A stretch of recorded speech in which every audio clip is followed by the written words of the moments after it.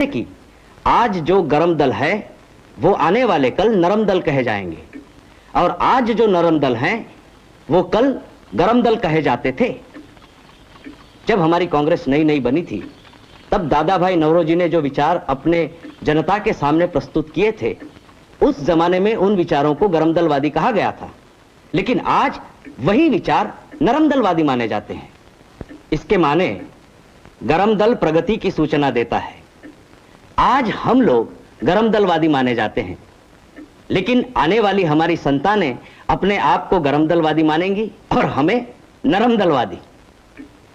जब भी कोई नई पार्टी शुरू होती है तब उसे गरम दलवादी कहा जाता है, परंतु अंत में वो नरम दलवादी कहकर ठंडी हो जाती है। तो क्या आपके कथन से ये मान लिया जाए कि आप इसी गरम दल के प्रतिनिधि हैं और मिस्टर गोखले नरम दल के?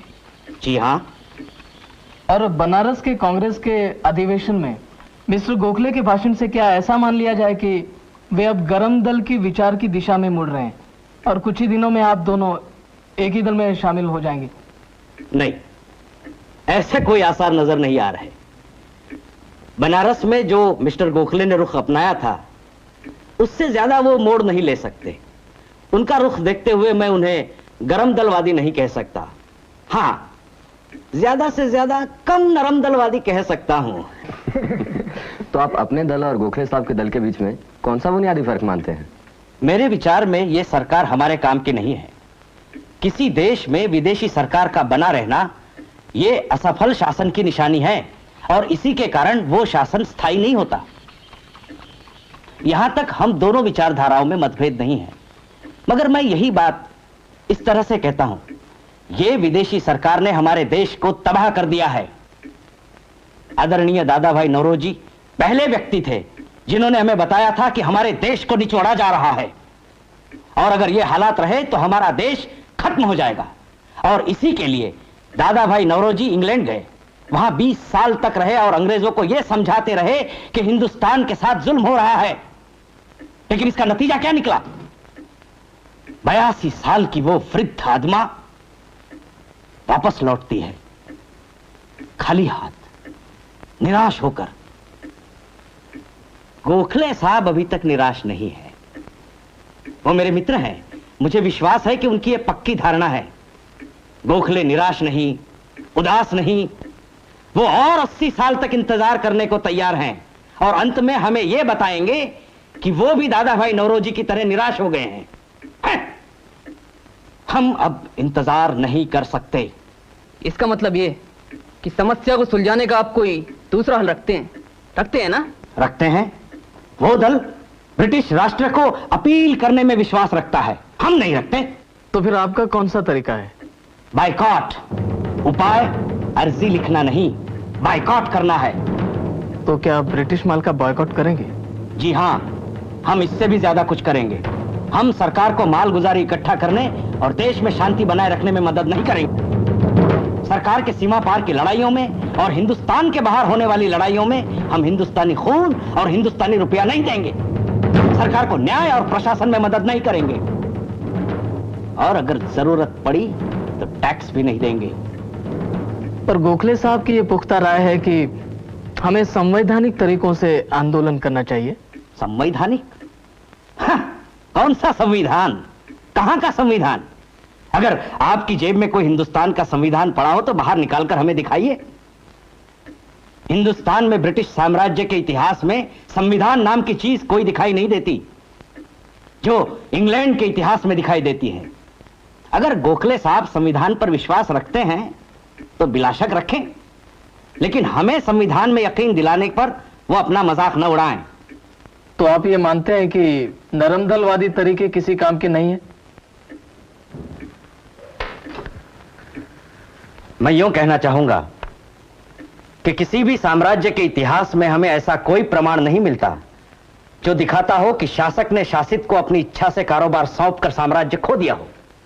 कोई भी साम्राज्य इसलिए समाप्त नहीं होता कि शासक अपनी प्रजा के हाथ में हंसी खुशी साम्राज्य और ताकत रख दें।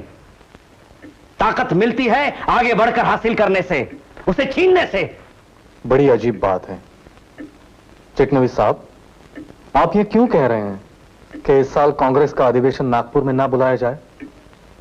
नागपुर गरम दल वालों का गढ़ है, इसीलिए हमने ये फैसला किया है। हम तो खुद इससे खुश नहीं हैं, लेकिन हमने लाहौर में अधिवेशन बुलाने की बात इसलिए बदल दी थी क्योंकि हमें भय था कि वहां भी गरम दल वालों का जोर है। गोपाल राव, अब मैं आपसे क्या कहूं? इन लोगों ने हमारे नागपुर वाली सभी कमेटियां हथिया ली हैं। चुने हुए लोगों का कहना है कि अगर तिलक को अध्यक्ष नहीं बनाया गया तो अधिवेशन में हुल्लड़ मचाएंगे। तिलक कांग्रेस के अध्यक्ष पद की जिम्मेदारी संभाल लेंगे? उन लोगों के सभी तौर तरीके हुल्लड़बाजी से कम नहीं है। मैं पूछता हूं, क्या ये वही नई जान है जिसके गीत ये गरम दल वाले गाते फिरते हैं? अगर हां, तो हमें इससे कोई सरोकार नहीं। भाई कुछ भी कहो, हमें नागपुर में अधिवेशन नहीं बुलाना चाहिए। हमें यह स्थान बदल ही देना चाहिए। अगर नागपुर में होगा तो ना जाने क्या क्या देखना पड़े। मैं समझ गया। ये बातें मैं दूसरों के सामने रखता हूं। हो सकता है कोई दूसरा प्रदेश अधिवेशन बुलाने के लिए राजी हो जाए। अब की बार कांग्रेस का अधिवेशन सूरत में होने जा रहा है। अच्छा है, हम लोग अपनी पूरी ताकत के साथ वहां पहुंचेंगे, लेकिन याद रहे, हम लोग वहां कांग्रेस में तोड़फोड़ करने नहीं जा रहे हैं और ना ही हम अलग से कोई कांग्रेस बनाना चाहते हैं। हम तो बस यही चाहते हैं कि कांग्रेस अब पीछे ना हटे। हमारा लक्ष्य है स्वराज्य। हमें उसे जल्द से जल्द हासिल करना चाहिए। जो लोगों ने कांग्रेस को सूरत में खींचा है, वही लोग कांग्रेस का पांव खींचेंगे। हालांकि नागपुर अधिवेशन को बुलाने के लिए तैयार था। ये स्वेच्छाचारी लोग कांग्रेस को अपंग बनाने पर आमादा है और इसीलिए स्वराज्य और बायकॉट के प्रस्ताव का वो लोग विरोध करते हैं। अब संघर्ष है सिर्फ दो सिद्धांतों के बीच। पहला सिद्धांत, हम वही करेंगे जो सही है, और दूसरा, करो लेकिन सरकार को नाखुश मत करो। हमारा दल पहले वाले सिद्धांत में विश्वास रखता है। हम लोग वही करेंगे जो हमें सही लगता है। अब सरकार को खुश होना है तो होती रहे और नाखुश होना है तो ना होती रहे। पिछले साल स्वराज्य का झंडा फहराया था the great man of India ने, दादा भाई नौरोजी ने। मेरा लक्ष्य है स्वराज्य। स्वराज्य मेरा जन्मसिद्ध अधिकार है और मैं उसे लेकर ही रहूंगा। बहनों और भाइयों, कांग्रेस के इस अधिवेशन के अध्यक्ष डॉक्टर रासबिहारी घोष के परिचय कराने में मैं अपना गौरव मानता हूं।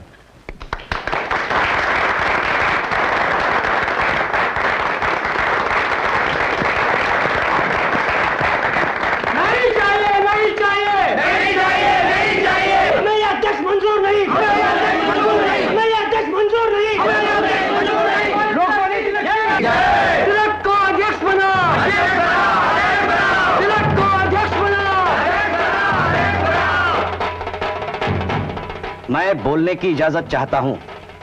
मैंने आपको अध्यक्ष के चुनाव के सिलसिले में संशोधन का एक नोटिस दिया था मिस्टर सुरेंद्रनाथ बैनर्जी।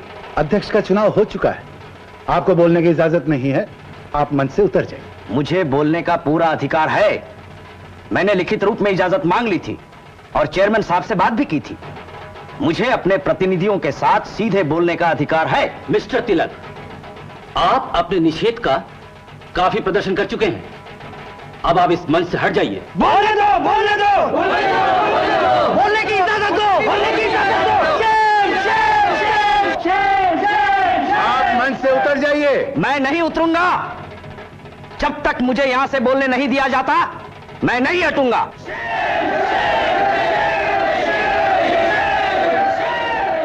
हटाओ इसको, उठा के फेंक दो उसको। हट जाओ, हट जाओ। कोई इन्हें हाथ नहीं लगाएगा। आप बोलिए तिलक जी। फिजा इनकलाबी नारों से गूंज रही थी। लोगों में एक उफान था और ऐसा लग रहा था कि झगड़ा होकर रहेगा। नर्म दल कांग्रेस पर हावी हो गया। नर्म दल जीत तो गया, मगर देश में अपनी लोकप्रियता खोकर, क्योंकि तिलक का गर्म दल जनता में कहीं ज्यादा लोकप्रिय था। कांग्रेस कमजोर पड़ गई और कई सालों तक उसका असर नाम भर का ही रह गया। गर्म दल के नेता जेल में डाल दिए गए और उनकी हिम्मत पस्त हो गई। राष्ट्रीय आंदोलन कमजोर पड़ गया और हिंदुस्तान